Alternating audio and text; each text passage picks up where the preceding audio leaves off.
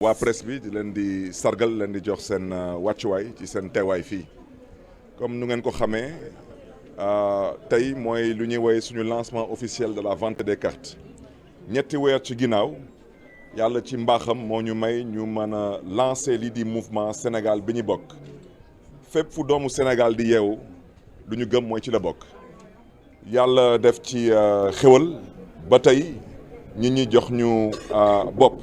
ñu ne nag comme nit ñi dañu bëgg a bokk ci mouvement bi mën ci gis seen bopp ñun nag ay doomu organisation politique lañu moo xam parti socialiste ku ko tudd yaa ngi tudd vente des cartes structuration lii nag lu ñuy lancé tey objectif am mooy fii ak fin premier trimestre 2026 ñu mën a am lu ñuy woowee congrès ordinaire congrès jooju nag moom mooy fësal bépp góor bépp jigéen buy nekk responsable ci gox-goxaan yi yu nekk responsable ci département yi ak yu nekk ay responsable ci région yi ak ci mouvement intégré ak affilié yi parce que politique dañ koy yox àqam man su ma waru gar du nekk ci tànn ay kilifa ci politique man su ma waru gar mooy organiser li di dynamique politique bu ñuy may ndam incha allah su ci yàlla àndee ak tamit askanu Sénégal nam ma loolu ci 2029 yàlla may ñu ndam loolu la ñu gëm. fu mu nekk nii leneen ginnaaw 2029 leneen ginnaaw Sénégal ñoruñu moo tax comme nu ngeen ko xamee duñu sax sonn ci yenn caaxaan yu ñenn ñi nekkee parce que lu ñu gëm tey mooy Sénégal la ñu yàkkamti Sénégal moo ñu yónni te yàkkamti ñu dëkk bi fu ngeen munti laal métti na lépp tar ndaw ñi sonn nañu dund bi cher na suñu waajur yi sonn nañu kon nag lu des rek mooy jéem a talal suñu loxo askanu Sénégal ñu bokk benn ndey bokk benn baay mën a liggéeyal Sénégal donc tey nag maa ngi profité ci occasion bi remercier ñëpp ñu bàyyi seen liggéey bàyyi seen kër yi bàyyi seen ité yi ñëw fii ci suñu siège bu xat bi ñëw wane seen cofeel ci Sénégal bi ñu bokk yàlla boo am pay ni leen yàlla fay seen yéene seen xol ak seen taxawaay ñuy ñaan nag Sénégal ñëpp am jàmm parce que ci jàmm la lépp xaj donc loolu moo nekkoon kàddu yi ma faram-fàcce loolu ci tubaab. su ngeen amee question waaw ci wolof waaw. waaw tey ñu gis taxawaay bu am solo bi nga xam ne amoon na ko ngir dajale famille socialiste yëpp maanaam la grande famille socialiste ñu gis taxawaay bi nga xam ne am na ci yenn parti wala yenn leaders yi ci élection yi nga xam ne am na barki dem mais au niveau de la maire de Dakar la mairie de Dakar ndax taxawaay boobu du am ay njeexital ngir sotti projet boobu nga xam ne taxawal ngeen ci. non tey lu ma fi indi tey mooy waxtaan ak askan wi ci Sénégal bi ñuy bokk waaw. dëppkatu kees yi ak dóorkatu marto yi lu ñu def ci mairie de Dakar yàlla ci mbaaxam dinañu àtte ak ñoom wante tey lu ñu ñor mooy Sénégal bi ñu bokk te comme ni ma ko waxee Sénégal la soxla su Sénégal soxlaa ñun suñu warugar mooy góorgóorlu ba mën a sigil Sénégal taxawal Sénégal ba sénégalais mën ci gis seen bopp incha allah. wax naa lu ma ci naroon wax tey Sénégal bi ñu bokk moo ñu ñor gaañi te xam naa fu ngeen di waxee. Voilà, en français, je voudrais tout d'abord rendre grâce à Dieu aujourd'hui. Vous remercier, vous de la presse, d'être venus aujourd'hui en nombre pour couvrir cet événement.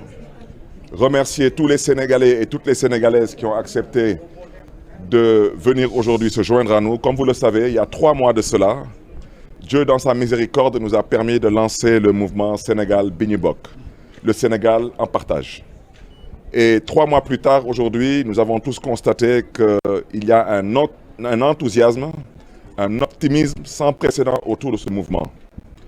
Et que ce soit ici ou dans la diaspora. Et c'est la raison pour laquelle, en tant que politique soucieux de l'avenir de ce mouvement, nous avons choisi de respecter les règles élémentaires de la démocratie en organisant aujourd'hui le lancement officiel de la vente des cartes. Ces cartes seront vendues à 500 francs CFA. Dans la diaspora, à 10 € et à 10 $. Et nous invitons tous les Sénégalais d'ici et d'ailleurs qui souhaiteraient militer, qui souhaiteraient adhérer, qui souhaiteraient sympathiser, à comprendre qu'en politique, l'organisation et la méthode sont obligatoires pour pouvoir avoir une dynamique politique qui ne soit pas partisane, qui ne soit pas personnelle, qui ne soit pas clanique. Et comme vous le savez, l'ambition étant le moteur de la vie, nous avons comme responsabilité de permettre à tout un chacun, selon son engagement politique, le moment venu, de pouvoir briguer des responsabilités politiques au niveau des différentes communes dans le Sénégal, au niveau de la diaspora, au niveau des différents départements et au niveau des différentes régions et bien sûr de chercher des responsabilités au niveau national. Cela nous permettra de faciliter le travail demain pour les élections locales, les élections législatives et tout type d'autres élections. Et en politique, il faut accepter de se compter. Et en politique, il faut aussi accepter le jeu de la démocratie interne. Et c'est l'une des raisons pour lesquelles nous avons initié aujourd'hui ce lancement de vente de cartes, en rendant encore une fois de plus grâce à Dieu de nous avoir permis aujourd'hui de pouvoir être présents parmi vous. Et j'espère qu'aujourd'hui, c'est le lancement officiel de cette belle aventure qui nous conduira vers des lendemains pleins de succès. Merci à vous. Merci. Donc, monsieur le maire. Jaay ma carte. Monsieur le maire, jaay ma carte.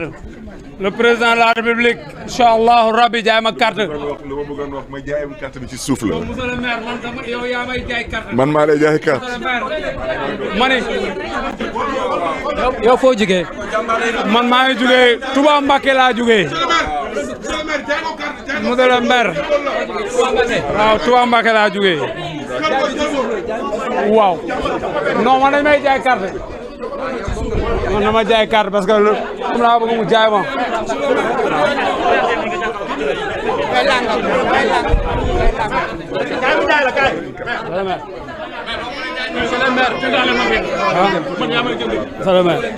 moom nee na Touba Mbacké la jógee.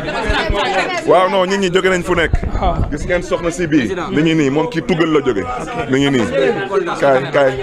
kaay. kii mi ngi jógee Kolda. kii mi ngi jógee Tugal. moo tax ma ne mbokk yi organisation bi ci suuf la. mais sàkku ci yéen nekk waaw. parce que bureau bi moo xaw a xat maa ngi leen di jégalu bu baax a baax moo tax mu tàng nii ah voilà. remplis la carte s'il te plaît. remplis la carte. kon donc mi ngi noonu ñu.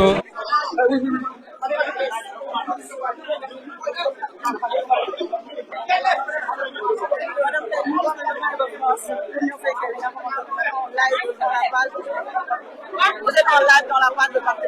D'accord.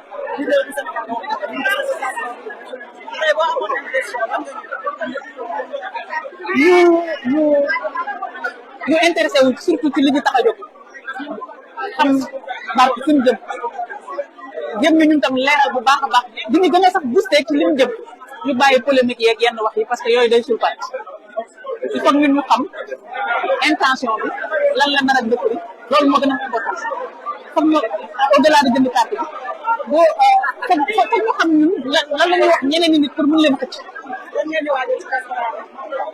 waa diaspora bi dañ leen a xam mos nañ gis nañu xam nañ ne am na koo xam ne doxul léegi pour rectifier le tir barke moo ko mën a rectifier moo tax may wax toujours il faut que quand même ñu war leen mën a xëccaat parce que liñ fi waxoon lépp dara du ci dëkk gis nañ lépp le plus important tey mooy ñu adhérer en grand nombre tu vois carte yi ñu mën ko fekk fii d'ici quelques jours ñu mën ko fekk ci àdduna war ci mën a adhérer bref message mooy ñu bàyyi xoolal ñu xam ne affaire bi xoolal dañu xam ne affaire bi fii la ñoom ñëpp ñu bàyyi ci li ñu nekk te bàyyi caaxaan te di ko fii donc mi ngi noonu ñoo ko déggandoo nee na nañu bàyyi si li ñu nekk ñëw feneen